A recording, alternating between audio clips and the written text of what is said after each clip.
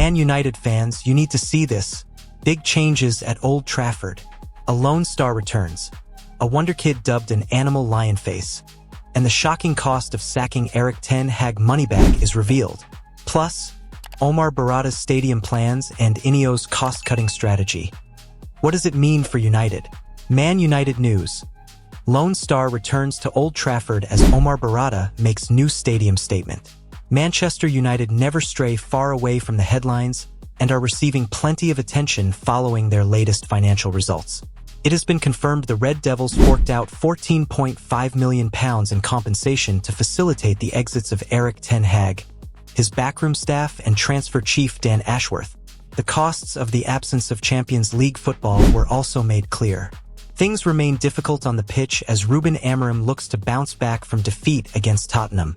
With a trip to Goodison Park, they will face a resurgent Everton side under David Moyes. Injured Loney returns. Manchester United have confirmed that Dan Gore has damaged a bone in his foot and has prematurely returned to the club from Rotherham for treatment on the issue at Carrington. The midfielder provided an assist on his debut for the Millers before picking up an injury in training. The youngster's loan has not been ended, however, with United confirming the academy will work closely with Rotherham United to support Dan to return as soon as possible. Gore has also expressed his disappointment. Having loved the start to my time here and been made to feel so welcome by everyone at the club, I am absolutely gutted to have picked up an injury, he said. Everyone who knows me knows that I would play through any pain if I physically could, but unfortunately, I need to take a few weeks out. I'll be giving everything to get back as soon as possible to contribute to the team and be able to play in front of the fans again. New stadium comment. Manchester United are continuing to work towards a decision on the future of Old Trafford.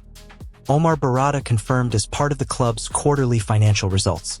The Old Trafford Task Force, chaired by Lord Sebastian Coe and comprised of the likes of Gary Neville and Mayor of Manchester Andy Burnham, held its final meeting in December. United CEO Berrada has reported back to United's ownership. We continue to work towards a decision on the future of Old Trafford as part of a wider regeneration program, he said. This follows the work of the Old Trafford Regeneration Task Force in demonstrating the significant economic potential of a revitalized area around a future stadium project. Erik ten Hag revelation. Former Real Madrid defender Raphael Varane has admitted that he was shocked to see Erik ten Hag remain at Old Trafford last summer. The French defender made his exit from United at the end of his contract ahead of his eventual retirement, but expected his former manager to quickly follow him out to the door. Phil Jones names Man United Wonderkid who's an animal and can help Ruben Amorim. Phil Jones is tipping Cheeto Obi Martin to make a big impact for struggling Manchester United after ripping it up for youth team since arriving from Arsenal. Former Manchester United defender Phil Jones reckons the club has a supremely talented crop of young players capable of returning the team to the top, including a striker who could step up to solve Ruben Amorim's goal-scoring woes. Jones, who has worked in a coaching role at United's academy in Carrington since retiring prematurely, is tipping some of the unfamiliar names that appeared on the bench for the first team's latest defeat to Tottenham last weekend to become household names. And chief among them is young Danish centre-forward Cheeto Obi Martin, who emerged off the bench for his debut in North London. Obi Martin, 17, joined United from Arsenal in October because he felt there was a clearer path to first-team action on top of a better financial deal on offer. Speaking to Sam Allardyce on the No Tippy Tappy Football podcast, Jones said, "Working in and around the academy and helping those young players develop, United have some really good and talented young players coming through. The squad had a lot of injuries against Tottenham and the bench was full of kids. But there were some talented players on that bench. People might not know a lot about them now, but they certainly will in the next few years. I think you look at Kobbie Mainoo, top player, you look at Cheeto, who we've just signed from Arsenal, who's an animal. You look at Ahmad, who had a couple of really good loans, and I remember watching him winning it against Liverpool in extra time last season. And I had said at that time he'd play a huge part in the next season. I played with Ahmad for a year or two, and you could see then that the quality he had was really good and really strong. As I said, there's a great crop of young players ready to be given the chance and integrated into the team. United sit an astonishing 15th in the Premier League table with both Rasmus Højlund and Joshua Zirkzee struggling up front for a team that has collectively scored just 28 times in 25 games. Amorim takes his side to Goodison Park for the final time this weekend to face former United boss David Moyes. Manchester United reveal shocking cost of sacking Erik Ten Hag and Dan Ashworth. Manchester United paid £14.5 million to sack Erik Ten Hag and his backroom staff and sporting director Dan Ashworth. It has been revealed in the club's latest financial figures. United released their accounts for the final 3 months of 2024, and it includes the compensation figures for Ten Hag and his backroom staff, as well as Ashworth, who left the club in December after only 5 months in the role. United considered sacking Ten Hag in the summer, only to opt to keep him after their FA Cup triumph and extend his contract. When this season started poorly, they did a U-turn and sacked the Dutchman after a 2-1 defeat to West Ham United in October. René Haake, Gel ten Rouwelaar and Peter Morel also left after Ten Hag's dismissal, as did Ruud van Nistelrooy after his 4-game spell as caretaker manager. They were handed payoffs of around £10.4 million, while the cost of Ashworth's exit after his spell at Old Trafford came to an abrupt end was £4.1 million. That figure includes his severance package and the cost of hiring him from Newcastle in the first place, which was thought to be around £2.5 million. United ended months of negotiations with Newcastle United to finally appoint Ashworth on July 1st, but he left the club in December after his relationship with Sir Jim Ratcliffe soured. Those payoffs will add to the estimated £60 million that has been spent on sacking managers and their backroom staff since Sir Alex Ferguson retired in May 2013, taking the total spent on sacking managers to £70 million in just over 10 years. In June 2022, United's end-of-year accounts revealed exceptional costs of £24.7 million, which went on compensation to Ole Gunnar Solskjaer and Ralf Rangnick and some of their backroom teams. United paid around £5 million to David Moyes and his backroom team when he was dismissed, and £8.4 million to Louis van Gaal after he was sacked following his FA Cup triumph in 2016. When Jose Mourinho was sacked in December 2018, the payoff was £19.6 million. Ex-Man Utd man reveals Sir Alex Ferguson talks convinced him to reject 4 clubs, including Man City and Arsenal. Phil Jones has reflected on his decision to join Man United back in 2011. Former Manchester United defender Phil Jones has described Sir Alex Ferguson as the biggest factor behind his decision to join the club despite holding talks elsewhere with the likes of Arsenal, Manchester City, Tottenham Hotspur and Everton at the time. Jones burst onto the scene at Blackburn Rovers as a teenager in the 2009-10 season and quickly earned a reputation as being one of the country's finest defensive prospects. He continued this upwards trajectory in the 2010-11 and was a near ever-present in Sam Allardyce's final 6 months at Ewood Park. Jones showcased his versatility by impressing in a variety of different positions including centre-back, right-back, left-back and defensive midfield.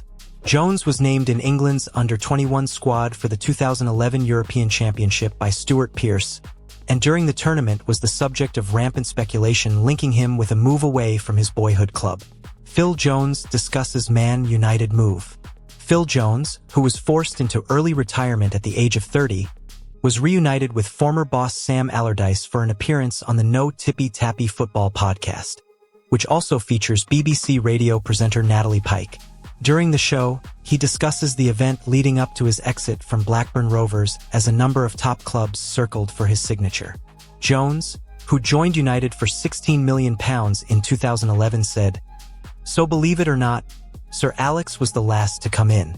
I spoke to David Moyes. I went to David Moyes' house at Everton. I spoke to Man City, but I think they were going through a time where they didn't really know which managers and they didn't know whether they were going to change the manager. I can't remember who was in charge. They didn't really know who was coming in, and I didn't want to come in knowing who actually wanted me at the club. Who else did? I had Harry Redknapp on the phone at Tottenham. And so I was actually going to meet United. And then Arsenal had been in the peripheral as well. So I was actually going to meet Sir Alex and then go to meet Arsenal straight after." However, Jones admits after a conversation with the legendary Scottish manager, his mind had already been made up. He said, "I was meeting Arsenal an hour, 2 hours later, and you can't say that. I just said to my agent, it doesn't really matter what anybody's going to offer now. Like, my mind's made, done. Phil Jones' career at Man United. Phil Jones enjoyed a strong start to his United career and was instantly a regular in his first season as Alex Ferguson's team narrowly missed out on the title to Manchester City on goal difference. He made 29 league appearances in his first season and a further 17 in his second term as he battled his way back from an injury. During that season, at the age of 21, I'm ex-Man Utd star coaching young talents, including an animal to save really sad season. Phil Jones admits the shock demise of former club Manchester United has left him feeling sad. United are having their worst campaign in Premier League history, following 12 defeats which have left them languishing in 15th place in the table. Former United favourite Jones reckons his old club are paying the price for some woeful decisions going back several years. And the former England midfielder admits he cannot see a way in which United can get back to the top of the game again. One's joined United from Blackburn in 2011 when Sir Alex Ferguson was manager and went on to make almost 170 league appearances. Speaking on the Footy Accumulator's No Tippy Tappy Football podcast, Jones said, "Clearly, the standard at United has dropped off. United is in a really difficult moment, and I think it's been a progression over the last 4 or 5 years, which is why we are where we are. I think it was always going to get worse before it gets better. And we had another difficult result again the other day at Tottenham. It's difficult to see where we can improve. It's really difficult to talk about. I'm so fond of the club. I love it. I love the people there, the players, and it's really sad to see at the minute." Jones, who has been coaching United's academy players since retiring, at least sees some bright young talent coming through. He added, "Working in and around the academy and helping those young players develop, United have some really good and talented young players coming through. The squad had a lot of injuries against Tottenham and the bench was full of kids. But there were some talented players on that bench. People might not know a lot about them now, but they certainly will in the next few years. I think you look at Kobbie Mainoo, top player, you look at Cheeto Obi Martin, who we've just signed from Arsenal, who's an animal. You look at Amad Diallo, who had a couple of really good loans, and I remember watching him winning it against Liverpool in extra time last season. And I had said at that time he'd play a huge part in the next season. I played with Amad for a year or two, and you could see then that the quality he had was really good and really strong. As I said, there's a great crop of young players ready to be given the chance and integrated into the team." Manchester United make recruitment decision amid sporting director review. Manchester United are still deciding whether to replace Dan Ashworth as sporting director after it was revealed that his 5-month spell in charge of football operations at the club cost £4.1 million. The 53-year-old left in December after a disagreement with Sir Jim Ratcliffe, who had previously called Ashworth one of the best sporting directors in the world. United spent months negotiating with Newcastle to appoint Ashworth for the role after he became the top target to head up the club's new football structure. Since his acrimonious departure from Old Trafford, Ashworth's duties have mostly been taken on by technical director Jason Wilcox, with support from chief executive Omar Berrada, who is a more football-focused appointment than previous figures in that role. Following Ashworth's sudden exit, United have been conducting a review into their football department. That will feed into the ongoing process around redundancies at the club, with more than 100 staff likely to be laid off as INEOS continues to try to cut costs. The INEOS-led review of the football structure could recommend that Ashworth be replaced, but it is considered more likely that Wilcox and Berrada will now lead the structure. If necessary, another appointment could be made to fill some of their less important duties. The football department was mostly spared during the round of redundancies last year that saw 250 staff laid off.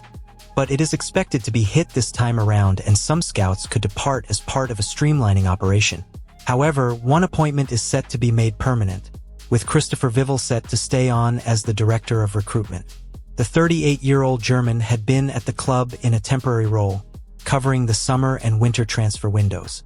But United have been happy with the work of the former Chelsea technical director, who is also a key transfer cog for RB Salzburg and RB Leipzig, and are set to make his position permanent.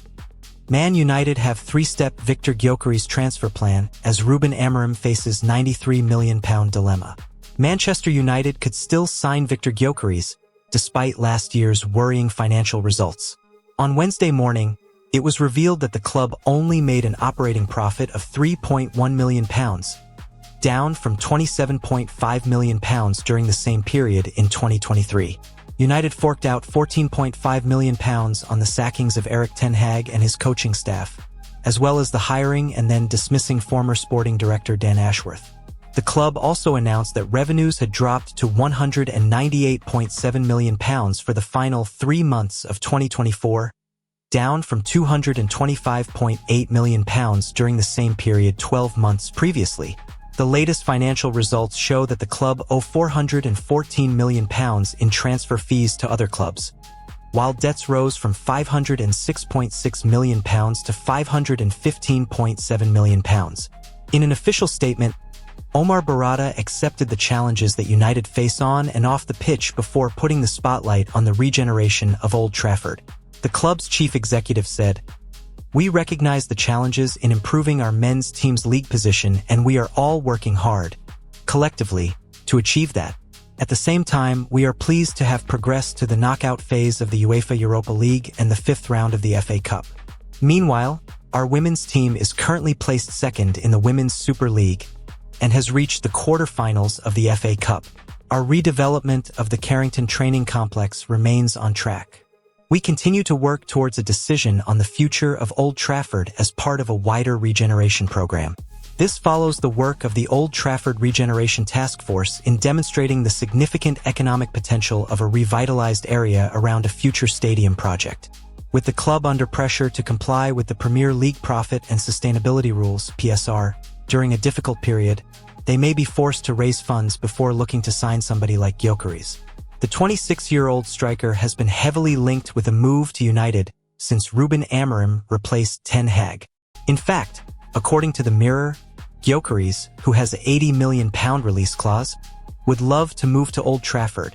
So, using figures from Transfermarkt, the Manchester Evening News has looked at who United could sell in order to raise funds for the Sweden international in the summer. Alejandro Garnacho, £41.4 million. Garnacho was heavily linked with moves to Chelsea and Napoli during the January transfer window, but a switch failed to materialize. While Amorim held on to a key player, United missed out on a brilliant chance to cash in as the 20-year-old winger's stock begins to plummet.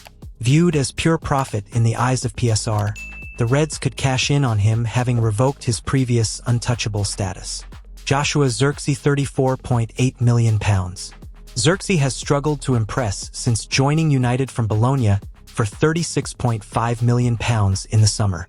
Fortunately for Amorim's side, the 23-year-old forward has showed flashes of promise though. Man United Finance's Q&A, INEOS and Sir Jim Ratcliffe cost-cutting explained with operating profit down. Man United have published their quarterly accounts, and they reveal the financial costs of sacking Erik ten Hag, dismissing sporting director Dan Ashworth, and why INEOS and Sir Jim Ratcliffe are making cuts. The decisions to extend Ten Hag's contract in the summer and then fire him and his backroom staff 9 games into the season set United back around £10.4 million. The accounts show that it cost United in excess of £4.1 million in compensation and then severance to bring Ashworth to the club and then sack him. And with the men's first team not qualified for Champions League football, a big dip in broadcasting revenue has contributed to operating profit falling from £27.5 million to £3 million. Here, Sky Sports News senior reporter Rob Dorsett answers the key questions from this financial statement and what it means for Ruben Amorim's side and the wider club. How much did the Ten Hag sacking, Ashworth exit, and Amorim appointment cost Man United? The headline, without doubt, is how much it cost Man United to get rid of Erik ten Hag and his backroom staff, and Dan Ashworth, the sporting director.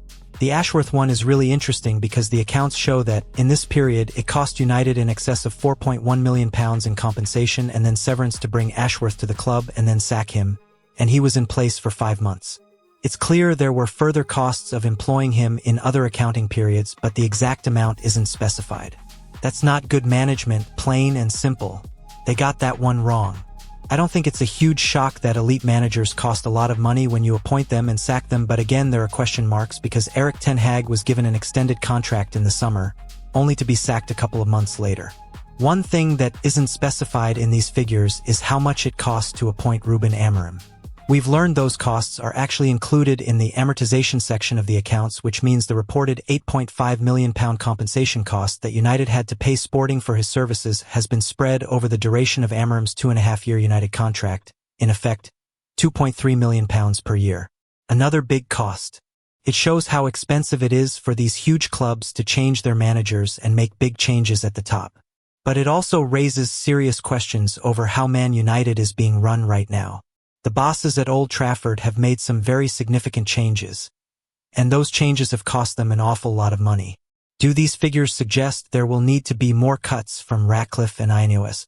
Total revenue is down 12%. That's because broadcast revenue is down 42% because they weren't in the Champions League. That tells you how the performances on the pitch can affect the finances off it. Although, there was an 18.5% increase in commercial revenue. The clubs say the results